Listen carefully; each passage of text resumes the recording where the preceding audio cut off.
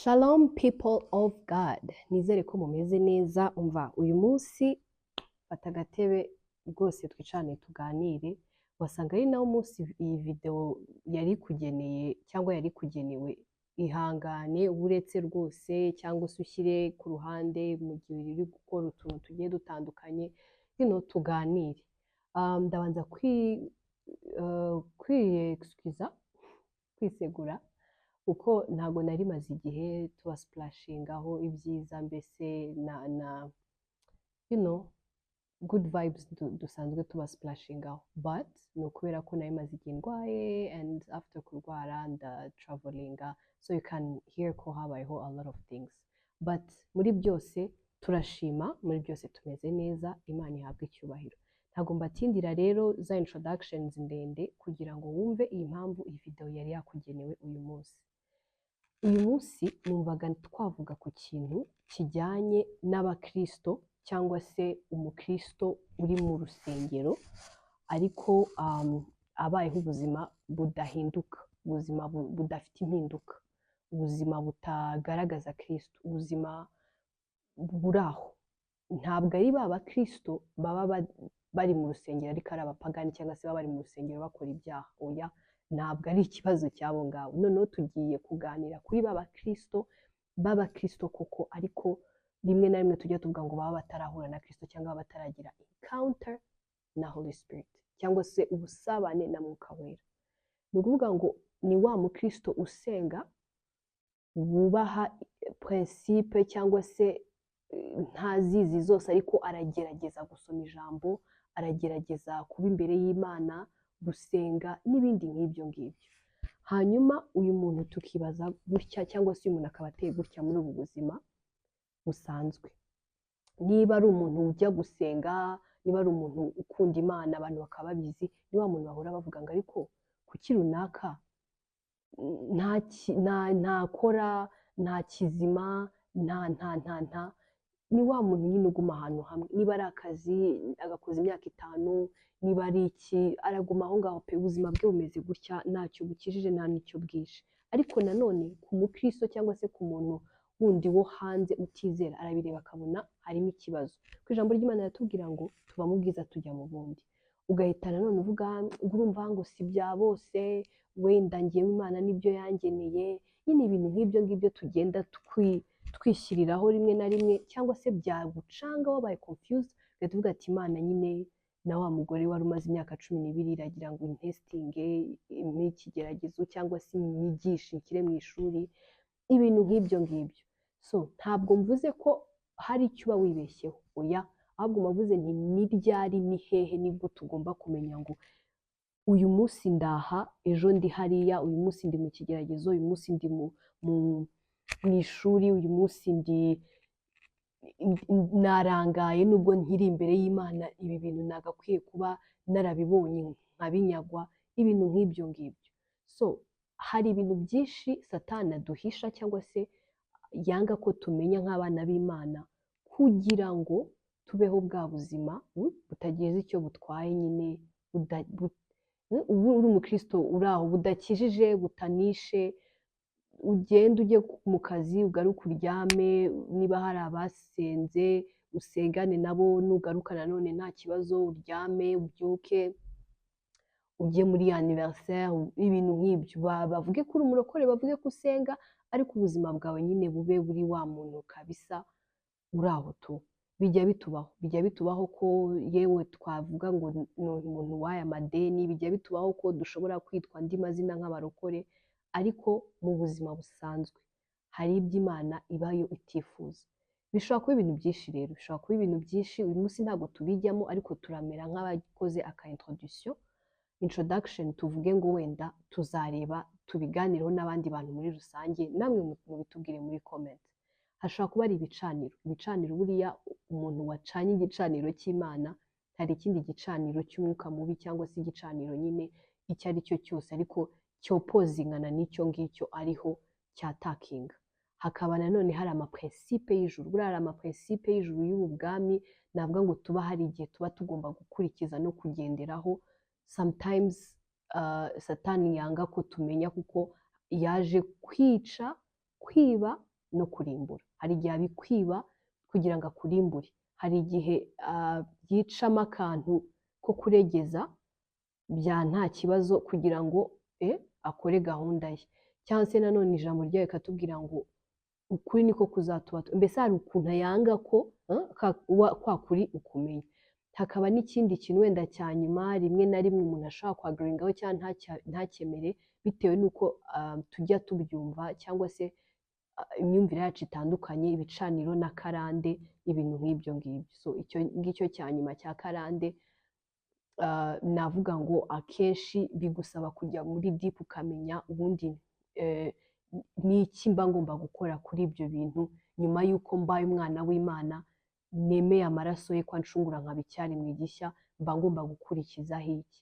So ibyo byose rero ntabwo twabivugaho nonaha, kuko urumva bisaba kujya mu byanditswe, kujya kureba n'iki n'iki n'iki n'iki, kandi nta muntu burya umwe usobanura ngo ibintu bibe bihagije. Ijambo ni ryo ridusobanurira na Mwuka Wera akadufasha.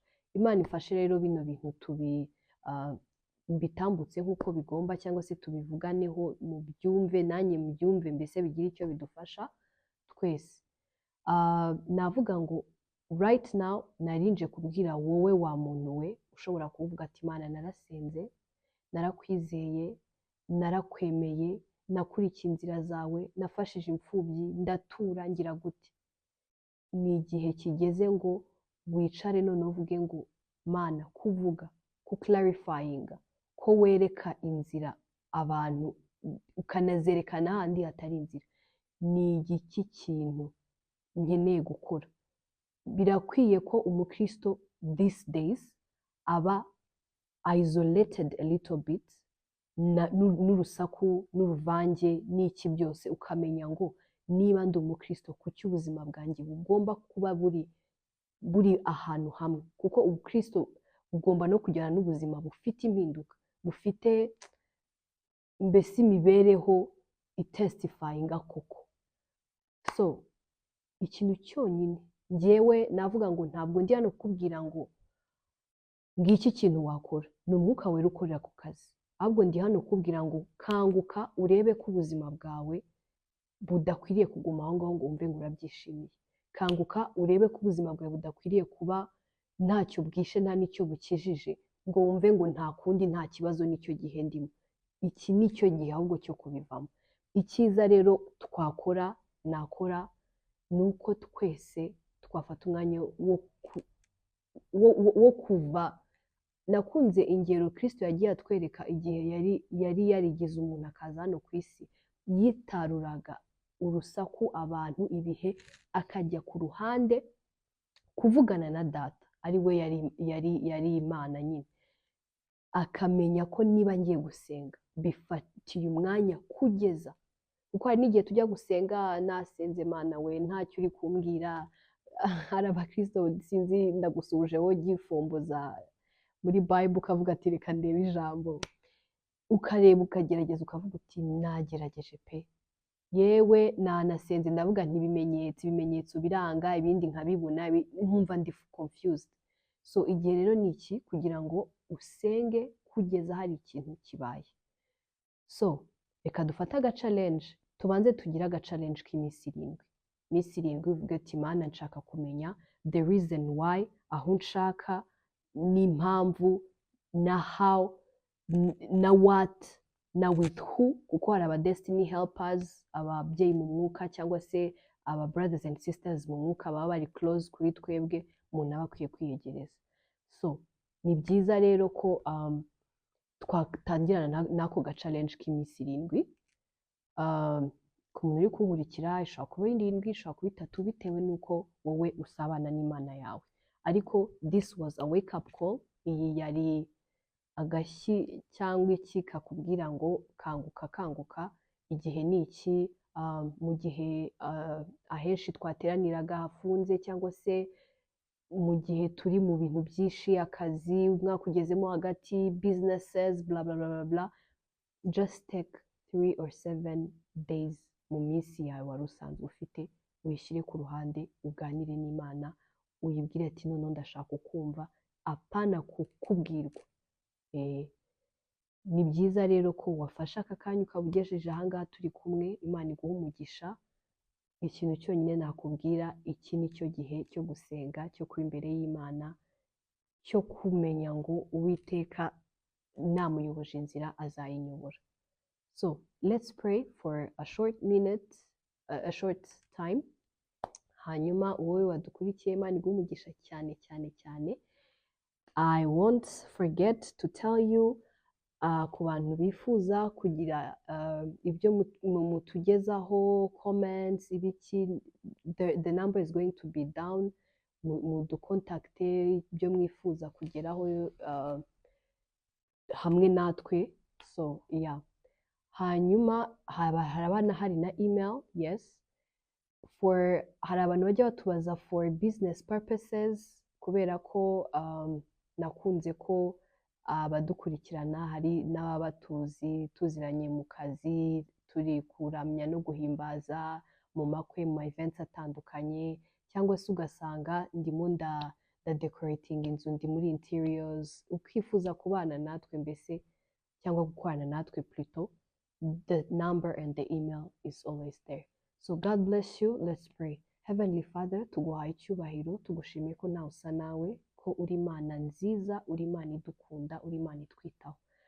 Tuguhaye icyubahiro ku bw'aka kanya uduhaye keza cyane ko kongera guhwiturwa na Holy Spirit, guhwiturwa na Mwuka Wera, akadusobanurira neza ko hari igihe tugeramo cya confusion, ariko icyo gihe cyo kuburabuza dukwiriye kuza kuri wowe tukakubaza ngo tubigenze gute. Nicyo gihe Mwami twongeye gufata, nicyo gihe twongeye kwifuza kujyamo, nicyo gihe twongeye gukumbura kugira ngo utugirire neza, uduhe kukibamo neza. Turagusaba kugira ngo ikibi n'igisa nacyo ukiturinde mu izina rya Yesu Kristo. Buri muntu wese wabanye natwe ahabwe umugisha ku bw'iyi video, in the name of Jesus. We bless your name, we glorify your name, in Jesus' name we pray. Amen. We mutimurira ngwino kwa Yesu, arakunda afasha abababaye bose. Ciao ciao.